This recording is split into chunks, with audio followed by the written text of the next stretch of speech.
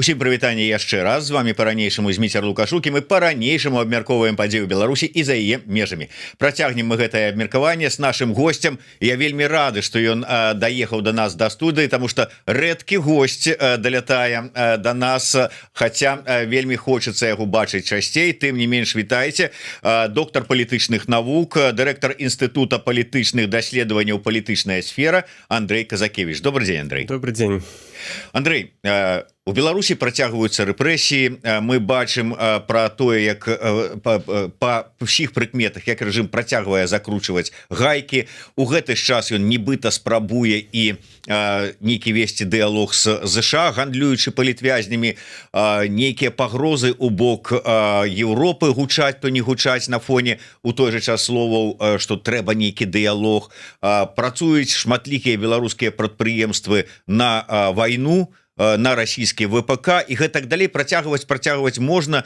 І на фоне гэтага с аднаго боку ідуць размовы нават у асяродку дэмакратычных сілаў про тое, што трэба, можа быць, неяк так вот працягнуць руку Лукашенку, наладзіць дыялог, нацыянальны дыялог, круглы стол, гэтак далей. З другога боку мы чуем про тое, што, можа быць, трэба абмяркоўваць варыянты ўваходжання Беларусі ў Еўрасаюз, у НАТО. На фоне ўсяго гэтага. І вот мне падаецца, тут пэўны ёсць дысананс і нейкая, как бы у мяне не складваюцца вот усе гэтыя розныя абсалютна сферы і дзейнасці у адну нейкую агульную, я не ведаю, нават схему, як это ўсё можа дзейнічаць. Але давай по парадку. Калі казаць про нацыянальны дыялог, круглы стол, як ты да яго ставішся? Не, каб гэта было магчыма, то это было б супер, але ясна, што перш за ўсё, беларускія ўлады да гэтага не той, што не гатовы. Яны, я думаю, што нават не разглядаюць гэта ў якасці опцыі. Лічыцца, што яны перамаглі, што яны дасягнулі сваіх палітычных мэтаў. Шмат высілкаў пайшло на тое, каб зачысціць палітычнае поле. Навошта все гэта вяртаць, вот там так задаюць, я думаю, гэта пытанне, і нейкіх прыкметаў мы не бачым. І як мы ведаем з гісторыі, што толькі вымушана звычайна аўтарытарная ўлада ідзе на такія дыялогі, таму зараз просто няма умоваў для гэтага. То бок, з аднаго боку, не мае падставы зараз координацыйнай радзе выступаць с этой ініцыятывай? Выступаць-то можна, але трэба разумець, што гэта хутчэй не практычная плашчыня пытання, вот канкрэтная арганізацыя дыялога, а хутчэй проста дэманстрацыя гатоўнасці. Гэта можа быць добры месседж для больш шырокай беларускай аўдыторыі, і вот як такі наратыў, ён натуральна можа мець сваё значэнне. Але калі мы кажам пра тое, наколькі гэта магчыма зараз, то я асабіста не бачу нейкіх прыкмет таго, што такі дыялог можа быць. Добра, а калі ўзяць вось узгаданых мною частка дэмсілаў, якія выступаюць за нейкая спроба ўсё ж такі паразумецца з рэжымам, наладзіць дыялог і праз гэты дыялог нейкай ўсё ж такі дамагчыся пачатку, я не ведаю, адлігі, лібералізацыі, ці прынамсі вызвалення людзей. Маўляў, яны кажуць, ўжо зразумела, што рэжым перамог, рэжым выстаяў, рэжым умацаваўся, адбылася кансалідацыя, што санкцыі не даюць выніку, якога мы б і нашыя заходнія партнёры хацелі б. То давайте ісці іншым шляхам, давайте ісці на саступкі, каб спачатку вызваляць людзей, а потым ужо пачынаць размовы пра змяншэнне рэпрэсій і гэтак далей, паступова, маўляў. Такі шлях, наколькі ён верагодны? Ён ці можа даць апазіцыя, нават тая, якая схільная да дыялогу з існуючай уладай, можа нешта даць гэтай уладзе. Гэта вялікае пытанне. Таму што калі мы кажам пра гандаль палізняволенымі, то гандаль прадугледжвае нейкую транзакцыю. Улада мусіць нешта атрымаць. Калі яны ставяць гэта пытанне перад Злучанымі Штатамі і Еўрапейскім Саюзам, ясна, што яны хочуць, паслабленне санкцый, эканамічнае супрацоўніцтва, і далей па спісе. Конкретна палітычная альтэрнатыва, да, ці палітычныя канкуренты, мне не падаецца, што разглядаюцца ў якасці некай карыснай рэчы. Тым больш, што для такога дыялога мусіць быць атмасфера даверу, і по маім адчуванням, тыя, хто зараз заходзіць у сістэме, яны не давяраюць, ну, што можна назваць апазіцыі, да, ці нейкай альтэрнатыўным палітычным праектам у прынцыпе. Не важна, што яны кажуць, ці яны за дыялог, ці за санкцыі. Яны проста лічаць гэта, ну, варожымі сіламі, ці нейкімі сіламі, якія могуць толькі дэстабілізаваць сістэму. Зараз сказаць адно, потым сказаць іншае. І ў іх логіцы все-таки гэта вот пытанне палітвязняў, гэта пытанне знешняй палітыкі, не ўнутранай палітыкі, а менавіта знешняй. І такім чынам, мне падаецца, гэта пытанне будзе вырашацца. Усё ж таки можаш больш патлумачыць пытанне палітвязняў, пытанне знешняй палітыкі. Што ты ўкладаеш у гэта? Ну, традыцыйна беларускія ўлады разглядалі апазіцыю як пэўны leverage, як пэўны магчымасць ціснуць на захад. То есть вот мы пачынаем рэпрэсіі, калі хочаце, каб мы іх спынілі, тады вы, еўрапейскія краіны, там ці Злучаныя Штаты, ідзіце на пэўныя саступкі. І вось такім чынам гэта гуляе і гуляла фактычна на ўсе апошнія 30годдзя. І мы бачым, колькі там было дыскусій пра тое, што вот ёсць нейкія палітвязні, якіх проста немагчыма вызваліць, тому што гэта нейкая асабістая крыўда там ці траўма, ці яны там чысці неяк пагражаюць, персанальны вораг. Да, вот это все. Але мы бачым, як толькі складваецца спрыяльная знешнепалітычная сітуацыя, то есть калі ёсць нейкая матывацыя, да, беларускіх уладаў, разуменне, што яны могуць за гэтага атрымаць паслабленне санкцыі ці нейкія іншыя прэферэнцыі, адразу все гэта знікае і няма праблемы аддаць і нават найбольш прынцыповых людзей.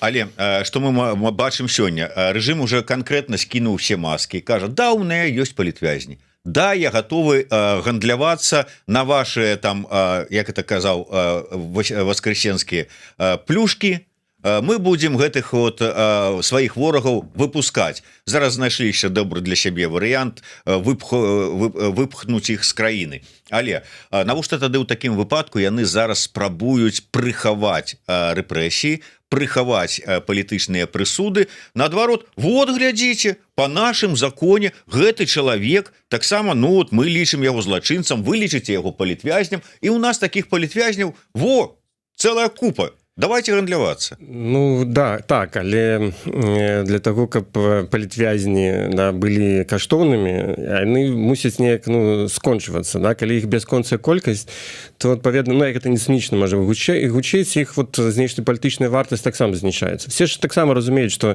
калі вот вы вызвалілі 100 чалавек і набралі 150, то ну які сэнс тады, да, у гэтых вызваленні.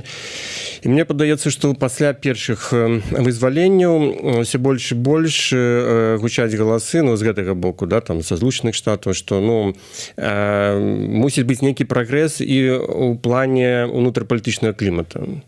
То есть не толькі вызваленне палітвязняў, але і, ну, прадухіленне з'яўлення новых палітвязняў, неабходнасць хоць нейкіх, ну, спынення рэпрэсіяў, там, ці прынамсі іх аслаблення, ну, каб проста сама атмасфера і ўнутры краіны была, ну, больш такой нармальнай, да, калі можна так сказаць.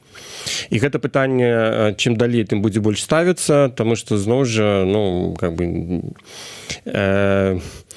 ну, ёсць разуменне, да, што для того, каб гэта все-таки было вырашэнне вот этой праблемы, звязанай з рэпрэсіямі, з парушэннем правоў чалавека, мусіць быць нейкія сістэмныя змены, хоць, можа быць, незначныя, але менавіта сістэмныя, а не проста вызваленне палітвязняў. Ну, вот неяк так, я думаю. Наколькі я разумею, спадар Коул пачаў пасля вот першых вызваленняў далей ставіць такі перад рэжымам пытанні. Першае, што не толькі вызвалілі і выгналі ўсіх, дэпартавалі ўсіх з краіны, але людзі павінны мець магчымасць вырашаць, заставацца ці выязджаць. І гэта было ну прынята ці не прынята, але мы ведаем, што адно з апошніх вызваленняў яно так как бы так і было падзелена, кагосьці пакінулі, кагосьці выкінулі. А далей, наколькі я разумею, ён ужо пагадзіўся, што трэба ставіць пытанне пра ну неяк так спыненне рэпрэсій. Вось вот гэта. І хтосьці лічыць, што тое, што вось зараз гэты працэс перамоўны паміж Вашынгтонам і Мінскам ну спыніўся, ці запаволіўся, ці на паўзу пастаўлены менавіта з-за таго, што была агучана такая пазіцыя. Як вы ставіцеся да гэтага і якое ваша бачанне? У чым прычына этой паўзы? Ну, паўзы для этого шмат прычын. Я не думаю, што вось гэта асноўнае. Асноўнае гэта зніжэнне агульнай дынамікі і цікавасці Вашынгтона да нашага рэгіёна, таму што з'явіўся Іран, на паўзу стаяць пастаўлены перамовы паміж Расіяй і Украінай, ну і адпаведна ў гэтым кантэксце і цікавасць да Беларусі яна зменшилась. Я думаю, что это основный фактор. Але той, что такие пытанні зараз ужо амерыканскі бок уздымае, ну гэта так. І ён уже становіцца значна больш складаным тады перамоўны працэс. Тут нават не пытанне ў тым, што беларускія ўлады не могуць праз гэта пераступіць, а пытанне ў тым, а як гэта прапісаць. То есть, што маецца на ўвазе спынення рэпрэсій, да, там ці спрашчэнне іх, да? То есть абмяняць людзей гэта ну зразумела, да, там 10 чалавек едзе там у Літву, 10 чалавек застаецца ў Беларусі, ну все, да, то есть транзакцыя скончана. Калі мы кажам пра палепшэнне ўнутрыпалітычнага клімата, спынення рэпрэсій, то конечно гэта вельмі складана зафіксаваць, што лічыць рэпрэсіямі, што не лічыць. Уже трэба выбудоўваць нейкі ўзровень даверу паміж бакамі, агульнага разумення, што гэта значыць. І это, конечно, будзе займаць час. Такім чынам вы не як Аркадь Мошас не стаіце на пазіцыі, што гэтых перамоваў у прынцыпе ну такого, што ім канец, што перспектывы ў іх няма і наўрад ці давядзе. Не, конечно, перспектыва ёсць, і мы яшчэ пабачым, я думаю, дынаміку ў гэтым, але на жаль, да, гэта не з'яўляецца абсалютна самастойным трэкам. Ён так ці інакш завязваецца амерыканскай адміністрацыі, ну і ўвогуле ўсёй сітуацыі, да, ў нашым рэгіёне на вайну Расіі супраць Украіны. І ад таго, што там адбываецца, шмат што будзе залежыць. У гэтай сітуацыі ці магчыма дамагчыся нейкім чынам, каб рэжым перастаў падтрымліваць Расію ў вайне супраць Украіны, там эканамічна, сваімі магутнасцямі прамысловымі і гэтак далей? Кропкава. Магчыма, да, то есть может быть такая некая частковая деэскалацыя, і мы вот крыху бачылі гэта, да, вот в гэтым дыалогу з Украінай апошнія месяцы, спробы такой кропкавай ці там лакальнай деэскалацыі. Але вот дыапазон магчымасцяў для беларускіх уладаў у гэтым пытанні, ён абмежаваны. Все-таки калі гэта сапраўды стане для Расіі праблемай, у іх занадта шмат рычагоў ціску на Менск, каб дамагчыся выгодных і важных для сябе рашэнняў. Таму цалкам выхад вот Беларусі з вайны, мне падаецца, абсалютна неверагодны. Гэта магчыма толькі пасля таго, як вайна скончыцца. А яшчэ большае ўцягванне Беларусі ў гэты вот вайну? Ну, тут пытанне, што маецца на ўвазе, да? Таму што не тое, каб Беларусь шмат што магла даць для России. Все-таки военный потенциал вельмі абмежаваны, тэрыторыю можна і так уже выкарыстоўваць, там выведка, ну все іншыя як бы штукі таксама ўжо выкарыстоўваецца, прамысловасць, ну то все, што тут было пералічана. Што яшчэ, ну вялікае пытанне. І мне падаецца, гэта асноўны стрымліваючы фактор для того, каб Беларусь неяк уцягнуць. Просто таму, што далейшая эскалацыя з боку Беларусі, яна можа дэстабілізаваць вельмі істотна сітуацыю ў рэгіёне і яшчэ больш ускладніць пазіцыі Расіі. А вот каб гэта магло даць некую стратэгічную перавагу над Украінай, хутчэй за ўсё не. Прынамсі, большасць экспертаў, я не военны эксперт, конечно, але большасць военных экспертаў кажуць, што беларускае войска, ну, максімум на нейкія лакальныя акцыі можа быць здольнае, але не на тое, каб вот сапраўды зрабіць значны внёсак у расійскую перамогу. Ну я таксама не военный эксперт і нават не военный журналіст, таму выказвацца тут не буду с таким разумным выглядам на гэтыя тэмы, але я таксама вельмі сумнеўна успрымаю магчымасць там войскам беларускім далучэння, каб там зламіць сітуацыю там ці яшчэ нейкім чынам. Гэта сапраўды наўрад ці тут верым экспертам, але і вайна-то змянілася. Мы глядзім на колькасць і інтэнсіўнасць менавіта ракетных абстрэлаў, балістыка, вот гэтае ўсё астатняе там тэрыторыя Беларусі можа быць, калі хочуць эскаліраваць менавіта такім чынам, тэрыторыя Беларусі выкарыстана, каб можа быць, каб ізноўку ўжо па новай схеме пачаць абстрэлы таго ж самага Кіева там і іншых Чэрнігава там да Львова даляціць. Ну, часткова гэта ўжо робіцца, але тут, па-першае, ну, расійскія рэсурсы таксама не безмежныя, і мы ведаем, што ну, как бы ёсць праблемы, да, з тым, каб яшчэ новы фронт адкрыць, да, то есть это ж трэба і інфраструктура, трэба пэўная колькасць гэтых новых дронаў, пастаянна іх узнаўляць, вытворчасць і гэтак далей. І гэта ну, не тое, каб просто. Все-таки при всей своей могутности российский ВПК мае и обмежевание. Это по-першее. А по-другое, ну, Беларусь вельмі уразлівая для ответных ударов. И это уже шмат разоў эксперты казали.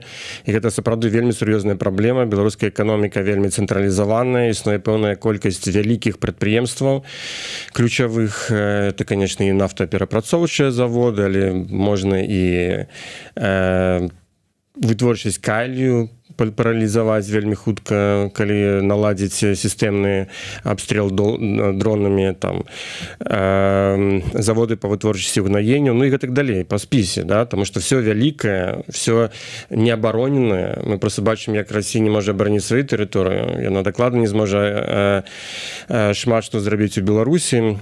І тут ужо што пытанне стаіць у тым, што Расія, магчыма, ад гэтай эскалацыі страціць больш. Да, яна вот страціць тое ж самае ВПК, якую яна выкарыстоўваюць. Яны страціць інфраструктуру, якую яна выкарыстоўваюць. А ў той час, як чыста ваенныя перавагі будуць незначнымі. Вяртае нас сваім пытаннем Гэри Дэвідсон да пачатку нашай размовы для вот это нацыянальнага дыялога.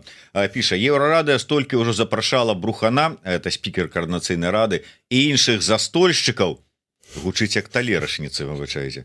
Яны так і не сказалі, што яны могуць прапанаваць Лукашэнку. Ну, я тут троху у абарону Брухана скажу. Ён, прынцыпе, казаў, што яны, нават калі гавораць пра нацыянальны дыялог, круглы стол, то размова ідзе не зараз пры Лукашэнку, а, умоўна кажучы, пасля Лукашэнкі ці без Лукашэнкі. Але калі вот все-таки перафразаваць гэтае пытанне, нават калі пасля Лукашэнкі, але вось ёсць гэтыя бюракраты, ёсць тыя гадаванцы рэжыма, якія хацелі б захаваць без Лукашэнкі, але вот гэтыя ўсе свае кармушкі, свае магчымасці. Што мы можем прапанаваць ім? Навошта ім этот нацыянальны дыялог? Ну, перш за ўсё, гэта зніжэнне палітычнай палярызацыі ў беларускім грамадстве, тому што так ці інакш мы можем спрачацца колькі, да, але значная частка беларускага насельніцтва, она застаецца ў арбіце ўплыву недзяржаўных медыа. І увогуле, скажем, ёсць праблема, да, з інфармацыйным суверэнітэтам зараз у Беларусі, да, тому што ну, в лепшым выпадку палова аўдыторыі медыа, якія ўнутры знаходзяцца, да, кантралююць, калі мы кажам пра палітычную інфармацыю.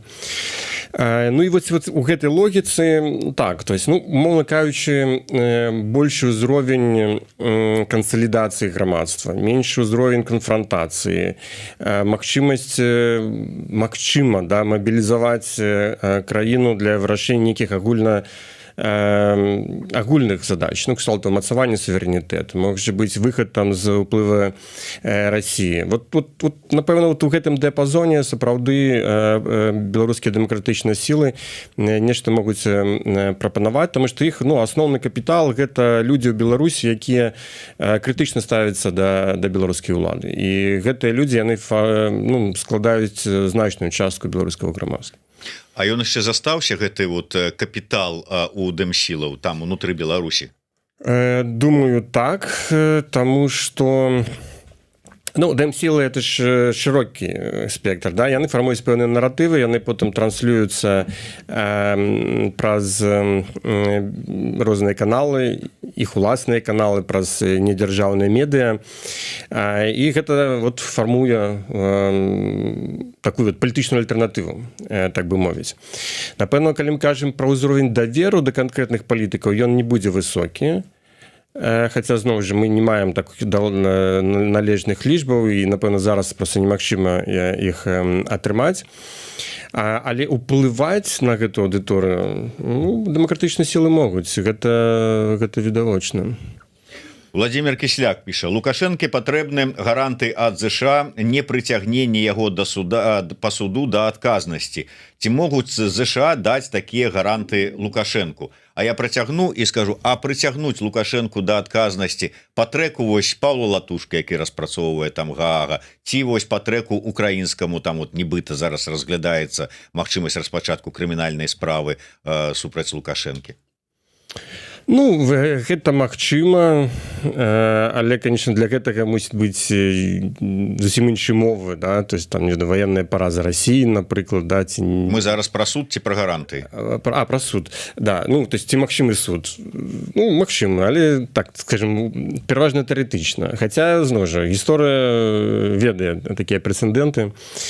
І не тое, што нават такія суды могуць быць створаны спецыяльныя там трыбуналы. Ну, уже ствараецца і спецыяльны трыбунал там, по войне. Да, гаранты, конечно, Злучаныя Штаты ніякіх даць не могуць, да, потому что яны самі не ўваходзяць у многія такія механізмы, якія забяспечваюць вот, прыцягнення да адказнасці людзей, той же самы Рымскі статут, і, ну, і іншае, да, таму, да, і плюс, я думаю, што сучасная адміністрацыя у прынцыпе не займаецца такімі рэчамі, як даваць камусьці нейкія гаранты, тому што гэта нейкія абавязкі, што-то как бы неясна, у іх зусім іншы стыль, і да гэтага таксама неясна, вот які механізм даць гаранты. Ну, што це значыць? Што это мусіць прэзідэнт Злучаных Штатаў прыняць нейкі нарматыўны акт, па якім ён забараняе, каб хто? Каб Данія, там, я не ведаю, Голландыя выступила супраць там, да, Лукашенко, ці Украіны. Ну, как бы, не, ну, у лепшым выпадку можна дамагчыся толькі таго, што самі Злучаныя Штаты не будуць ініцыяваць нейкія такія рэчы. Але ці будзе на гэты конт нейкі біпартыйны кансэнсус у Злучаных Штатах, каб гэта была устойлівая сістэма, это таксама вялікае пытанне. І відавочна, што калі прыйдзе новая адміністрацыя, яна так ці інакш прыйдзе, яна будзе пераглядаць вельмі вялікую колькасць тых рашэнняў, якія прыняў Трамп, прычым незалежна ад таго, хто пераможа, рэспубліканец ці дэмакрат. Нават калі Джей Ді Венс стане прэзідэнтам, стаўленік Трампа. Ну, мы вот зусім не разумеем, да, якой будзе палітыка знешняя, калі Джей Ді Венс прыйдзе да ўлады, таму што зараз у яго рыторыцы пераважае папулізм, а там трэба будзе рашаць канкрэтныя пытанні, і как бы, ну, калі складуцца так абставіны, што ён падумае, ну, што там какая-то Беларусь, там какой-то Лукашенко, ну, і как бы запусціць, но зноў нейкі механізм. Вось, таму, да, тут гаранты могуць быць толькі вельмі умоўнымі, часовымі, каб гэта сапраўды магло быць чымсьці такім надзейным, ну, я просто не бачу механізмаў. Балабольства і не болей, няма ніякай заўважнай сувязі кабінетчыкаў з беларусамі ані ў Беларусі, ані ў замежжы. Мне вось цікава, а дзе чалавек заўважыў зараз у нашай размове пра тое, што у кабінетчыкаў ёсць нейкія сувязі, і кабінетчыкі якія? Это вот з кабінета дзяржаўнай бяспекі, вот з камітэта. Іх жа кабінетчыкамі называюць, камітэтчыкамі. Так чым пытанне што ці ёсць уплыў, ну ёсць уплыў, мы можем гэта фіксаваць, да? праз аўдыторыю медыа розных, да? Праз тое, які наратывы там выступаюць, якія крыніцы як бы наратываў, колькі бяруць інтэрв'ю розных палітыкаў. Ну, ёсць назіранне, да, што, скажем, ёсць такія палітыкі, як Латушка, напрыклад, да, маюць сваю аўдыторыю, да, і такую, якая, ну, скажем так, ну, напэўна, мы можем меркаваць, прыслухоўваецца, да, каб як гэтага не было, то, напэўна, яго не слухалі. Тое самае там Светлана Ціханаўская і гэтак далей. Таму я яшчэ раз падкрэслю, што тычыцца даверу, з гэтым, напэўна, існуюць праблемы, і нічога дакладна мы пра гэта сказаць асабліва не можам. Але калі мы кажам пра ўплыў на гэтую частку грамадства, на тое, як яны ўспрымаюць уладу, што яны лічаць добром, што злом, там, скажем, у вайне в Украіне, і такія тэмы, ну, занадта вялікая ёсць колькасць сведчанняў таго, што такі ўплыў ёсць.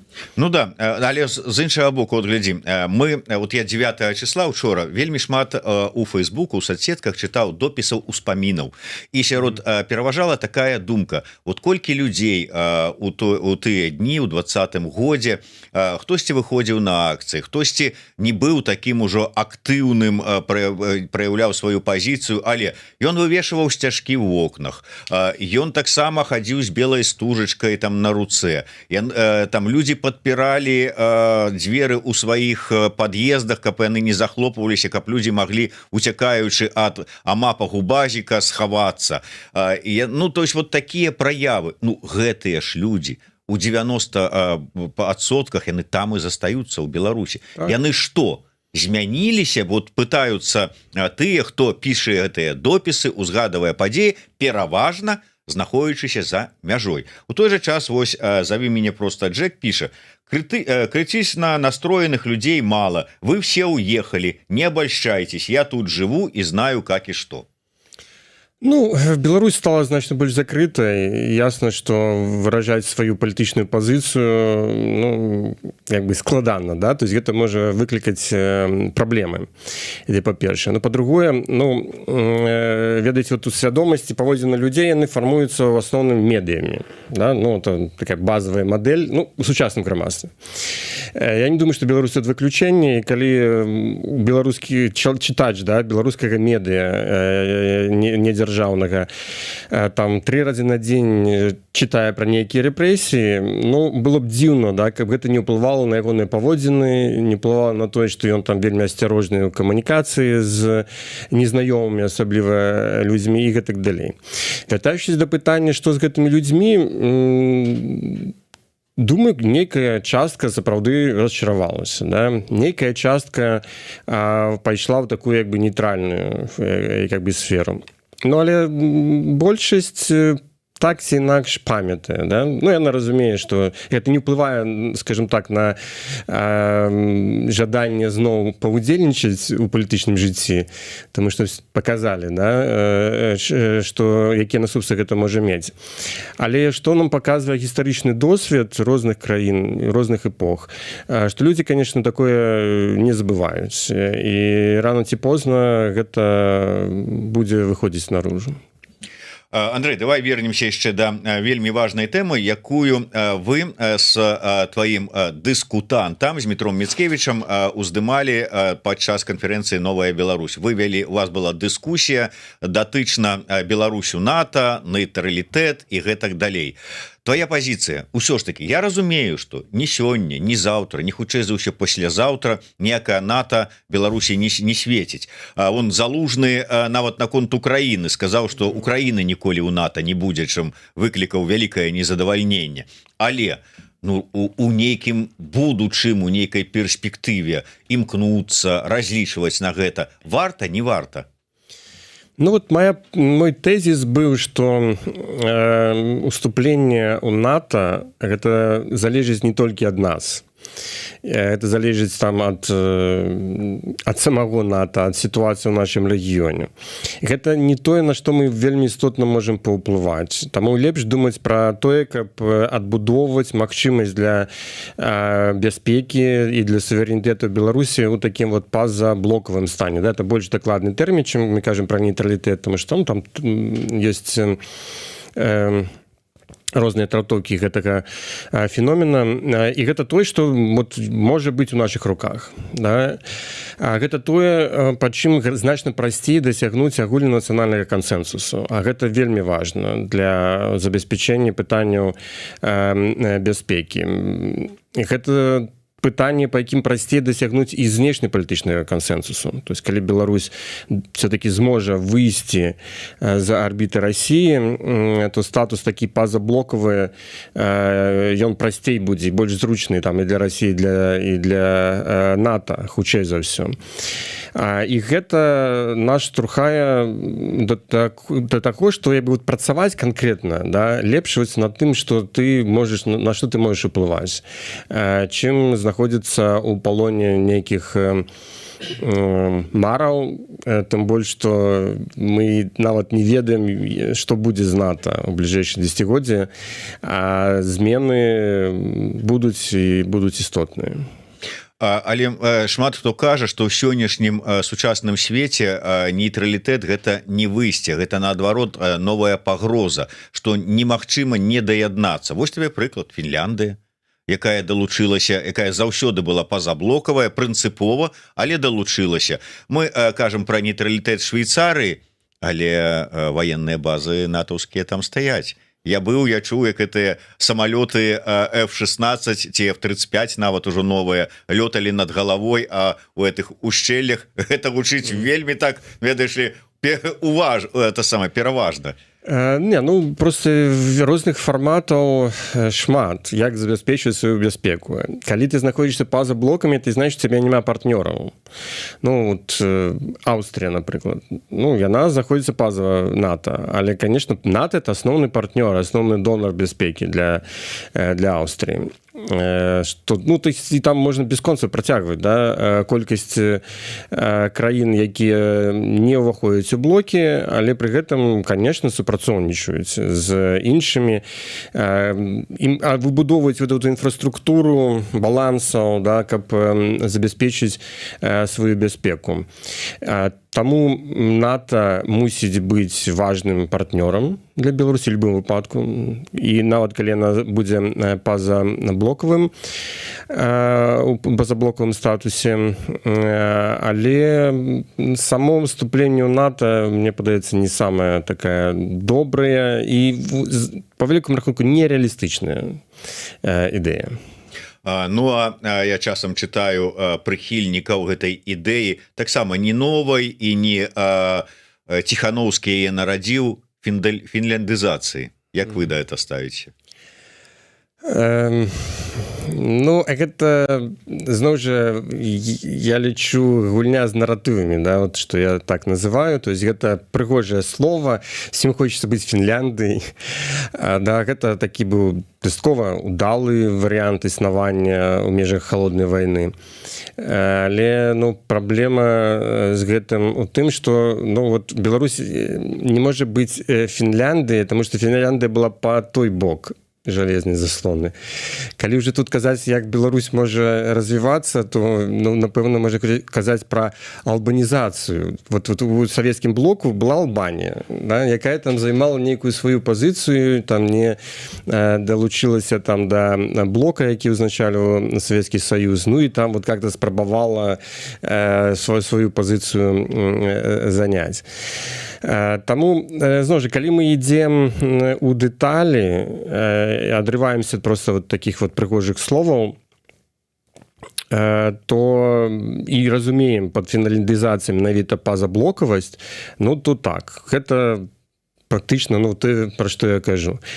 Калі мы маем на ўвазе фінляндызацыю вот, у тым сэнсе, як гэта было падчас халоднай вайны, ну, конечно, гэта зусім не беларуская сітуацыя.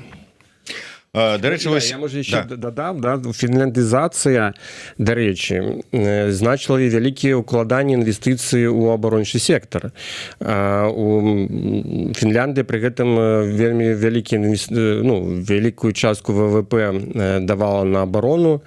Яна мела дастаткова великую войска в параўнанні з тым, колькі там людзей жыве і гэтак далей. То есть гэта была абсолютно не бесплатная рэч. Андрэй, дарэчы, вось звяртаюць увагу на тое, што сёння там не НАТО дыктуе новыя там умовы там ці там стандарты вядзення сучаснай вайны, а Украіна. І в прынцыпе ідзе размова пра тое, што ў плане бяспекі Украіна можа стаць рэгіянальным лідарам. Ну вот прынамсі тут. І ці не памяняем мы старшую сестру Россию на другую старшую сестру Украину? Ну, это цікавая дыскусія, але для того, каб краіна была моцная ў военным плане, яна мусіць быць багатай.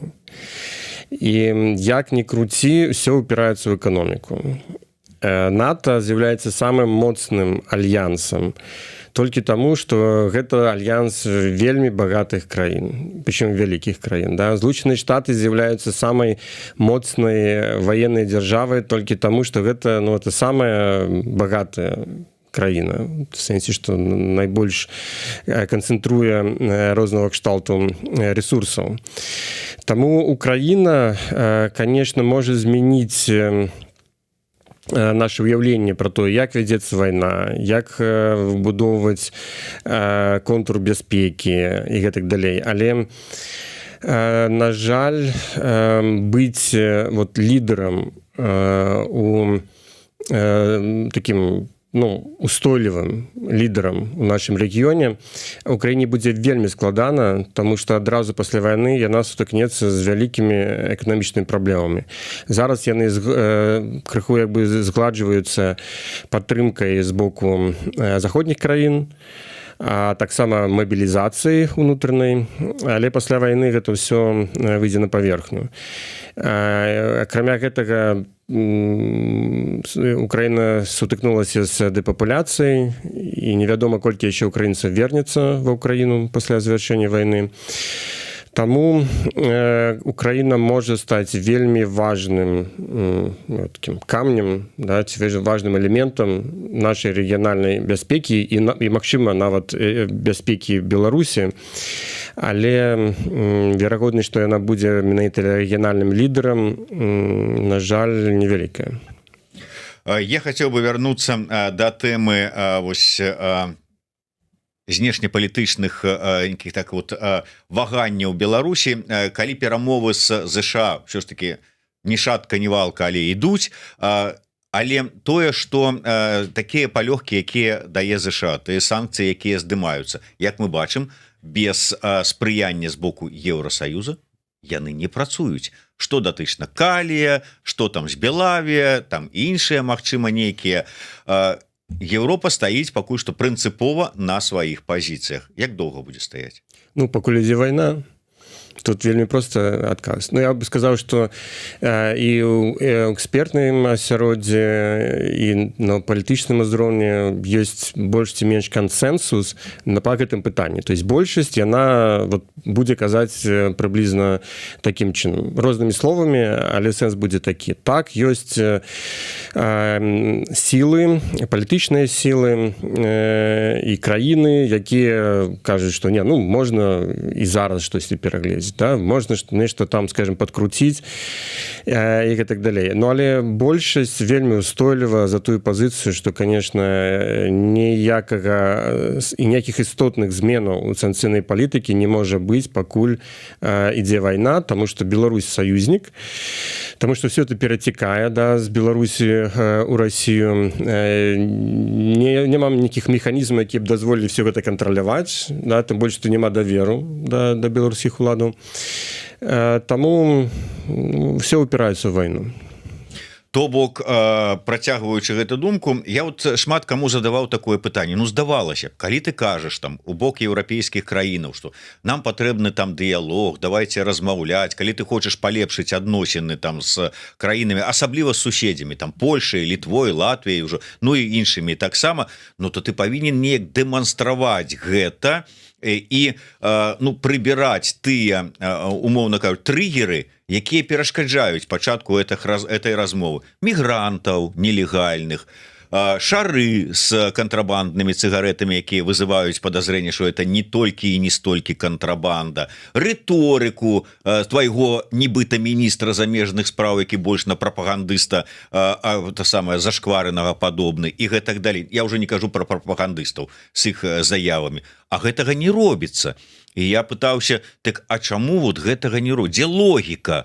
Слухаючы вас, я зараз зразумеў, то бок рэжым разумее, што пакуль ідзе вайна, ніякай палёгкі, што б ты не зрабіў, не будзе. Таму і няма сэнсу нешта там напружвацца. Ну так, таму што беларускія ўлады зараз не могуць даць Еўрапейскаму Саюзу тое, што ім найбольш патрэбна. Гэта бяспеку. Да, гэтае пытанне зараз ну, знаходіцца па-за межамі перамоваў, таму што яны завязаны на Расію, таму што яны завязаны на вайну.